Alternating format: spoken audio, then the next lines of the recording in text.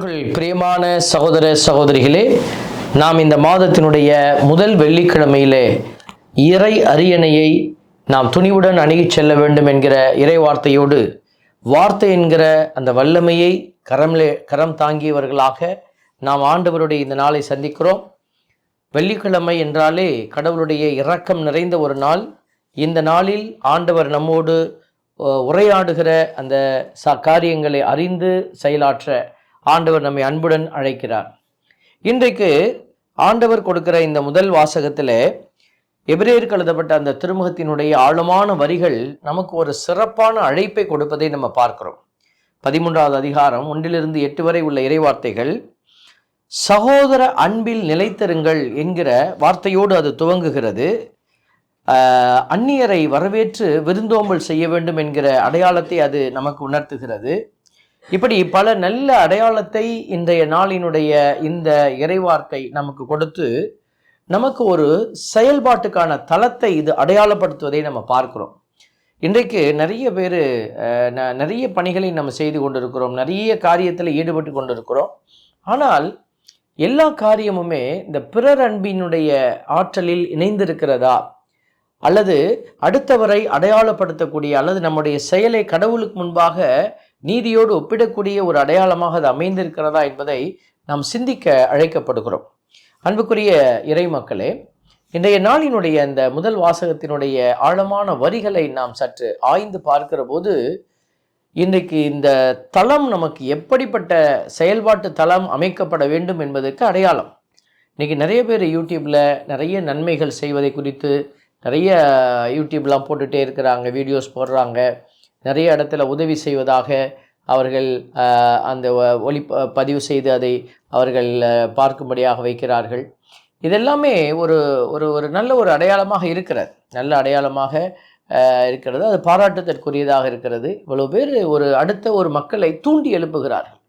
எதற்காக அவர்கள் போடுறாங்க, அவங்களுக்கு அதில் ஒரு பெரிய பெனிஃபிட் இருக்குது, ஒரு பெரிய லாபம் இருக்கிறது என்றால் கூட அவர்கள் பார்க்கிறவர்களுக்கு இப்படியும் நாம் செய்யலாமே என்று அடுத்தவரை தூண்டி எழுப்பக்கூடிய ஒரு உணர்வாக, அந்த உணர்வை தூண்டக்கூடிய அடையாளமாக அவர்களுடைய செயல்பாடுகள் இருப்பதை நாம் பார்த்து பாராட்டாமல் இருக்க முடியவில்லை.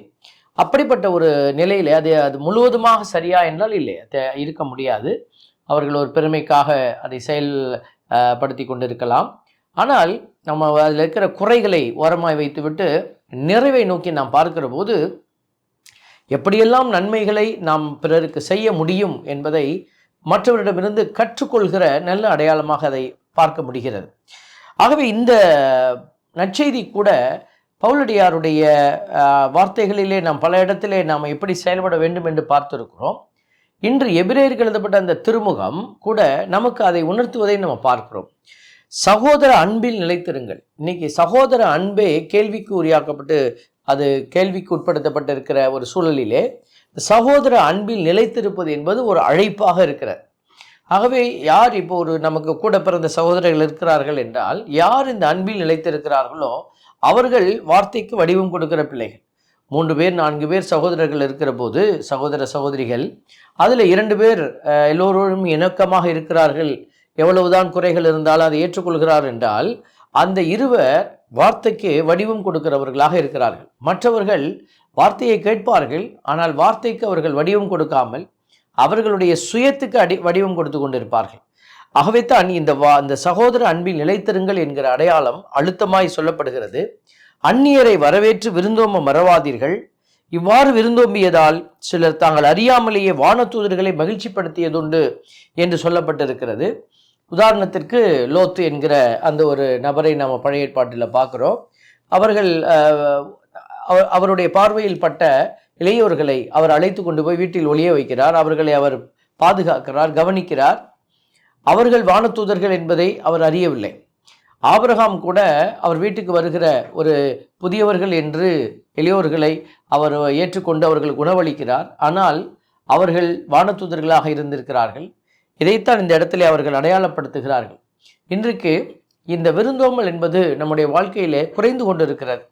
எல்லோரையும் நாம் கூப்பிட்டு நமக்கு இந்த விருந்தோம்பலை செயல்படுத்த முடியாது என்றால் கூட ஓரளவுக்காவது நாம் என்ன செய்ய முடியும், இந்த விருந்தோம்பல் என்கிற ஒரு அருமையான குணத்தை நாம் இழந்து விடாதபடி பார்த்து கொள்வது நம்முடைய அவசியமான தேவையாக இருப்பதாக நாம் உணர முடிகிறது இந்த நாட்களிலே. ஆண்டவருடைய வார்த்தையை நாம் தொடர்ந்து பார்க்கிற பொழுது, துன்புறக்கூடிய உடல் உங்களுக்கும் உள்ளதால் துன்புறுத்தப்படுவர்களை மறவாதீர்கள் என்று சொல்லுகிற வார்த்தை மிகவும் அழுத்தமான வரிகளை கொண்டிருக்கிற. இன்னைக்கு நிறைய பேர் துன்பப்படுகிறவங்க இருந்து கொண்டே இருக்கிறாங்க, இன்னைக்கு துன்புறுத்துகிறவர்களும் இருந்து கொண்டு இருக்கிறாங்க. அப்போ துன்புறுத்துகிறவர்கள் மாற வேண்டும் என்கிற ஒரு அழைப்பு இருந்தாலும், நாம் துன்புறுகிற பிள்ளைகளுடைய துன்பத்தை அறிந்து கொள்கிற அல்லது உணர்கிற ஆற்றலோடு நாம் கடந்து செல்ல வேண்டும் என்கிற அழைப்பை அது முன்வைக்கிறது. திருமணத்தை அனைவரும் உயர்வாக மதியுங்கள், உங்கள் மணவரை படுக்கை மாசு வராமல் இருக்கட்டும் என்கிற அந்த ஒரு காரியம் நம்மளுடைய வாழ்வியல் தளத்திலே நாம் எவ்வளவு உயர்ந்த எண்ணத்தோடு பயணிக்க வேண்டும் என்பதை நமக்கு அடையாளப்படுத்துகிறது. பாவம், இச்சைக்குரிய பாவத்திற்குள்ளே நாம் இணங்கி போவது அது ஏதோ காலத்தின் கட்டாயம் என்று நாம் நினைத்து விடக்கூடாது. அது கடவுளுக்கு விரோதமானதாகவே இருக்கிறது என்பதை இந்த வரிகள் நமக்கு அடையாளப்படுத்துவதை பார்க்கிறோம். பொருளாசையை விலக்கி வாழுங்கள். இன்னைக்கு அநேகர் பொருளாசைக்குள்ளே நாம் விழுந்து கிடப்பது மறுக்க முடியாத ஒரு உண்மை. பொருளாசை என்பது ஏதோ ஒரு விதத்திலே நம்மை ஆட்கொண்டு கிடக்கிறது. உதாரணம், நம்முடைய வீட்டிலே கிடைக்கக்கூடிய பொருட்களை பார்த்தாலே நாம் அதை அறிந்து கொள்ள முடியும். ஏன்னா பயன்படுத்தாத பொருட்களை கூட நம்ம என்ன செய்து கொண்டு இருப்போம், வைத்து கொண்டே இருப்போம். அது வீணாய் போனால் கூட பரவாயில்லை, அது யாருக்கு கொடுப்பது என்று தெரியாத நிலையிலே கூட நம்ம அதை வைத்து அதை வீணாக்கி அதை தூக்கி போடுவது நம்முடைய வழக்கமாக மாறிப்போனது இப்பொழுது. பொருளாசையை விலக்கி வாழுங்கள், உள்ளதே போதும் என்று இருங்கள், ஏனெனில் ஒருபோதும் உன்னை கைவிட மாட்டேன், உன்னை விட்டு விலக மாட்டேன் என்று கடவுளை கூறியிருக்கிறார். இதனால் நாம் துணிவோடு, ஆண்டவரே எனக்கு துணை, நான் அஞ்ச மாட்டேன், மனிதர் எனக்கு எதிராக என்ன செய்ய முடியும் என்று கூறலாம். இது கடவுளுடைய அருள் துணையை முழுவதுமாக நம்பி வாழுகிற அந்த ஒரு அருள் நிலையைத்தான் இந்த வரிகள் நமக்கு அடையாளப்படுத்துகிறார். ஆண்டவர் எனக்கு எல்லாவற்றையும் கொடுத்திருக்கிறார், கொடுப்பார் என்கிற அந்த நம்பிக்கையிலே பயணிக்க நமக்கு கற்றுக் கொடுக்கிற வரிகளாக இதை நாம் பார்க்கிறோம். உங்களுக்கு கடவுளின் வார்த்தை எடுத்து சொன்ன உங்கள் தலைவர்களை நினைவு கூறுங்கள். அதாவது நமக்கு இந்த திருச்சபையிலே நம்ம பார்க்குறோம், புனிதர்கள் என்கிற ஒரு பெரிய பட்டியல் வைத்திருக்கிறோம். இந்த புனிதர்கள் யார்? இவர்கள் பெருமைக்காக செயல்பட்டவர்களா என்றால் கண்டிப்பாக இல்லை. இவர்கள் பல்வேறு தலங்களிலே பல்வேறு சூழல்களிலே ஆண்டவருடைய வார்த்தையை அவருடைய வாழ்வின் அந்த அடையாளத்திலே எடுத்து சொன்ன நமக்கு முன் உதாரணமான ஒரு புருஷர்கள், முன் உதாரணமான முன்மாதிரிகள். இவர்களைத்தான் இந்த தாய் திருவை வைத்து இவர்களை பார்த்து நாம் வாழ்க்கை பயணத்தை மாற்றிக்கொள்ள வேண்டும் என்கிற அழைப்பை அழுத்தமாக வைத்து கொண்டிருக்கிறார். ஆக இப்படியாக நம்ம பார்க்கிற பொழுது இது எல்லாமே எங்கே அடங்கி இருக்கிறது என்கிற வரியைத்தான் இறுதி வார்த்தைகள் நமக்கு அடையாளப்படுத்துகிறது. இயேசு கிறிஸ்து நேற்றும் இன்றும் என்றும் மாறாதவராய் இருக்கிறார். என் அன்புக்குரிய பிள்ளைகளே, இந்த அருமையான நாளில் ஆண்டவருடைய இந்த வார்த்தையை நாம் அலசி ஆராய்ந்து பார்க்கிற பொழுது ஆண்டவருடைய இந்த வரிகள் நமக்கு கொடுக்கிற மிக அழுத்தமான ஒரு செய்தி, செயல்படுகிற பிள்ளைகளாக நம்ம மாற வேண்டும். இந்த செயல்பாட்டுக்கான தளம் என்பது ஏதோ ஒரு இடத்துல நம்ம ஒரு நல்லவர்களைப் போல இருந்துவிட்டு மற்ற எல்லாத்தையும் நமக்கு ஏற்றது போல அமைத்துக் கொள்வதில்லை அல்ல. மாறாக எல்லா தளத்திலும் நாம் ஆண்டவருக்கு உகந்த பிள்ளைகளாக வாழ்ந்து அவருக்கு உகந்த சாட்சிகளாக இருப்பதுதான் கடவுளுடைய விருப்பமாக இருக்கிறது என்று நமக்கு அறிவுறுத்தி கொண்டே இருக்கிறார். லூக்கா நற்செய்தி 8:15 நமக்கு கொடுக்கப்பட்டிருக்கிற ஒரு இறைவசனமானது, சீரிய நல் உள்ளத்தோடு வார்த்தையை கேட்டு அதை காத்து மன உறுதியுடன் பலன் தருகிறவர்கள் பேறு பெற்றவர்கள். இந்த வார்த்தையை நம்ம ஆழமாய் சிந்திக்க அழைக்கப்படுகிறோம். மன உறுதியுடன் பலன் தருகிறவர்கள். இப்போ நம்ம ஒரு மரம் பலன் கொடுக்குதுன்னா அதுக்கு மன உறுதி தேவையில்லை, அந்த மரம் உறுதியா இருந்தா போதும். இப்போ நாம தான் மரத்திற்கு அடையாளமாக இருக்கிற ஒரு அடையாளம். இப்போ நம்மிடத்தில் எது உறுதியாக இருக்க வேண்டும் என்று சொன்னால் மனம் உறுதியாக இருக்க வேண்டும். நம்மிடத்தில் பணம் உறுதியாக இருக்கிறதா அல்லது நம்முடைய தலங்கள் உறுதியாக இருக்கிறதா என்பதையெல்லாம் விட அதை செயல்படுத்த மனம் உறுதியாக இருக்க வேண்டும். அதைத்தான் இந்த வரிகள் சொல்லுகிறது. மன உறுதியுடன் பலன் தருபவரே பேறு பெற்றவர். உதாரணத்திற்கு நம்ம எடுத்துக்கொள்ள வேண்டும் என்று சொன்னால் அன்னை தெரசாவை நம்ம அடையாளமாக எடுத்துக்கொள்ளலாம். நிறைய பேர் இந்த அடையாளத்துக்குள்ளே வருவாங்க. உதாரணத்துக்கு நமக்கு தெரிந்த ஒரு அடையாளம் மதர் தெரேசா, அன்னை தெரேசா. அவர்கள் ஒரு சபையிலே சேர்ந்து ஒரு நல்ல ஒரு சகோதரியாக அவர்கள் பயணித்து கொண்டிருந்தார்கள். நல்ல ஒரு வாழ்க்கை, நல்ல ஒரு அழைப்பு தான், அதில் ஒன்று குறையில்லை. ஆனால் அன்னையினுடைய அந்த வாழ்க்கையிலே ஒரு கேள்வி எழுந்து கொண்டே இருந்தது. நான் வெளியில் இருக்கக்கூடிய அந்த ஏழை எளிய பிள்ளைகளுக்காக என்னுடைய பணி இல்லையா? இந்த பெரிய ஒரு தளத்தில் பணக்கார ஒரு நிலையில் அல்லது உயர்ந்த நிலையில் இருக்கிற இந்த பிள்ளைகளுக்காகவா நான் வந்தேன் என்ற கேள்வியை அவர்களுடைய இதயத்தில் எழுப்பிக் கொண்டே இருந்தது. அந்த கேள்விகளுக்கு அவர்கள் விடை கொடுக்க முயற்சித்த பொழுதுதான் அவர்கள் என்ன செய்கிறார்கள், அந்த சபையை விட்டு வெளியே வந்து வெளியில் யாரும் கேட்பாரற்று கிடக்கிற அனாதைகளாக கிடக்கிற ஏழை எளியவர்களை அவர்கள் தொட வேண்டி இருந்தது. அப்பொழுது நீங்கள் அவருடைய வாழ்க்கை வரலாறை கண்டிப்பாக அறிந்திருப்பீர்கள். துவக்க காலத்திலே அவரால் எந்த இடத்தை தேர்வு செய்வது என்பது அவருக்கு தெரியாத ஒரு முடியாத நிலையாக இருந்தது. ஏனென்றால் அவர் தொட விரும்பியது அந்த பணியினுடைய ஆழம் தொழுநோயாளர்கள். இந்த தொழுநோயாளர்களை ரோட்டிலிருந்து தூக்கி கொண்டு வந்து எங்கே படுக்க வைப்பது, எங்கே மருத்துவ சிகிச்சை கொடுப்பது. அப்பொழுது ஒரு ஒரு இந்து கோயிலில்தான், இன்னும் குறிப்பாய் சொல்ல வேண்டும் என்று சொன்னால், ஒரு காளி கோயில் அங்கிருந்த ஒரு பூசாரி அவர் ஒரு இடம் கொடுத்ததாக வரலாறு சொல்லுகிறார். அந்த கோயிலினுடைய ஒரு பக்கம் பயன்படுத்தாமல் இருந்த ஒரு பக்கத்திலே அவர் ஒரு பெருந்தன்மையோடு இடத்தை கொடுத்து அந்த இடத்திலே தான் அவர்கள் முதலில் தங்கள் பணியை ஆரம்பித்ததாக ஒரு வரலாறு மிக அற்புதமாக சொல்லுகிறது. பாருங்க, அந்த இடத்துல மதங்களை கடந்த ஒரு மனிதம் அந்த இடத்துல இருந்தது. அப்போ எவ்வளவு ஒரு மன உறுதியோடு இந்த தாய் இருந்திருந்தால் இப்படிப்பட்ட ஒரு சூழலிலே அவர்கள் அந்த பணியை எடுத்து செயல்படுத்த முயற்சித்திருப்பார்கள்.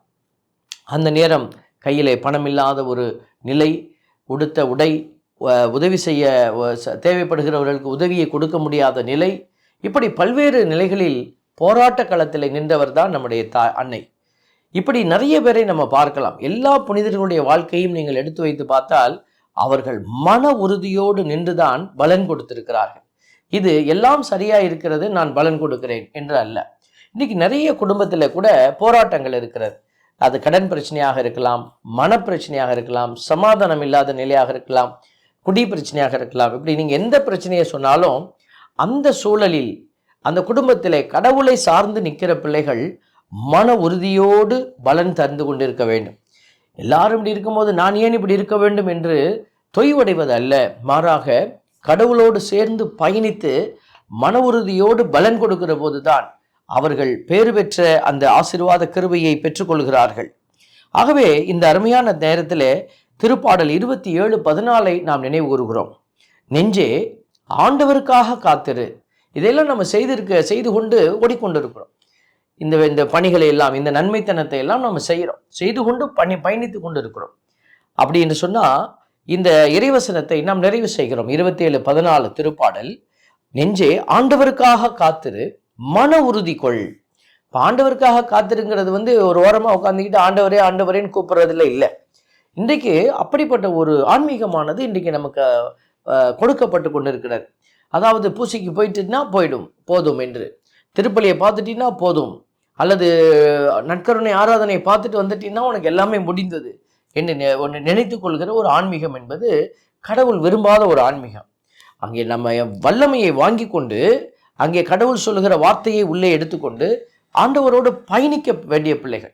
அதுதான் சொல்லப்பட்டது, ஆண்டவருக்காக காத்திரு. காத்திருத்தல் என்பது வெறுமையாய் உட்கார்ந்திருப்பதல்ல, செயல்பாட்டோடு காத்திருப்பது.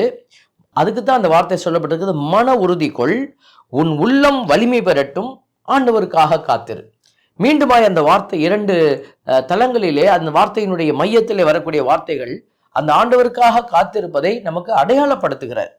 ரோமையர் 5வது அதிகாரத்தில் 3, 4, 5 இறைவசனத்தை நம்ம பார்க்கிறோம். அதில் துன்பத்தினுடைய அந்த ஆழத்தை குறித்து நமக்கு பேசப்படுகிறது. துன்பங்களை தாங்கிக் கொள்வதிலும் பெருமகிழ்ச்சி கொள்கிறோம், ஏனெனில் துன்பத்தால் நமக்கு என்ன கிடைக்கிறதுனா மன உறுதி கிடைக்கிறது. துன்புறுகிற பிள்ளைகள் இந்த துன்பத்தினாலே மன உறுதி பெறுகிறோம். மன உறுதியால் தகைமையும், தகைமையால் எதிர்நோக்கும் விளையும் என அறிந்திருக்கிறோம் என்று நாம் பார்க்கிறோம். இந்த தகைமை அப்படின்னா பலருக்கு என்னன்னு தெரியாது, கேரக்டர் என்று நாம் சொல்லுகிறோம். துன்பத்தால் மன உறுதி கிடைக்கிறது. அந்த மன உறுதியோடு நாம் நிற்கிற பொழுது நம்முடைய கேரக்டர் ஃபார்மிங் ஆகுது. அதைத்தான் இன்றைக்கு பிள்ளைகளுக்கு நம்ம சொல்லிக் கொடுக்க, கற்றுக் கொடுக்க நம்ம அழைக்கப்படுகிறோம். பிள்ளைகளுக்கு துன்பமே இல்லாத ஒரு உலகத்தை கொடுக்கிற போது அவர்களுக்கு என்று ஒரு கேரக்டர் இல்லாமல் போகிறது. இப்போ காலையிலே எழுந்திருக்க வேண்டும், ஒரு அதிகாலையிலே எழுந்திருக்க வேண்டும். இதை நம்ம குழந்தைகளுக்கு பழக்க வேண்டும். அது ஒரு கடினமான ஒரு ப்ராசஸ் தான். அந்த இடத்துல தான் அந்த துன்பத்தை நம்ம கொடுக்கிற போது அவர்களுக்கு அந்த மன உறுதி, போராட வேண்டும் வாழ்க்கையில், எல்லாமே இலகுவாக கிடைக்கும், எல்லாமே அப்பா வாங்கிட்டு வந்து கொடுத்துருவாங்க, அம்மா கொடுத்துருவாங்க அப்படின்னா அப்ப இந்த குழந்தைகளுக்கு அந்த போராட்டம் அப்படிங்கிறது இல்லாமல் போகிறது. ஆகவே தான் நாம் என்ன செய்கிறோம், ஆண்டவருடைய வார்த்தையின்படியாக நம்ம அந்த துன்பங்களை தாங்கிக் கொள்வதில் நம்ம பெருமகிழ்ச்சி அடைந்தாலும் துன்பத்தால் மன உறுதி பெறுகிறோம். மன உறுதியால் தகைமை, அந்த கேரக்டர் ஃபார்மேஷன் ஆகிறது. அந்த தகைமையால் எதிர்நோக்கு விளையும் என அறிந்திருக்கிறோம். இந்த ப்ராசஸ்ல தான் எதிர்நோக்கி இருப்பது நடக்கும், கிடைக்கும் என்கிற நம்பிக்கை நமக்கு கிடைக்கிறது. அந்த எதிர்நோக்கு அர்த்தம் பெறுகிறது. ஆகவே அந்த எதிர்நோக்கு ஒருபோதும் ஏமாற்றம் தராது என்று அந்த வார்த்தை 5:5 நிறைவு செய்கிறது.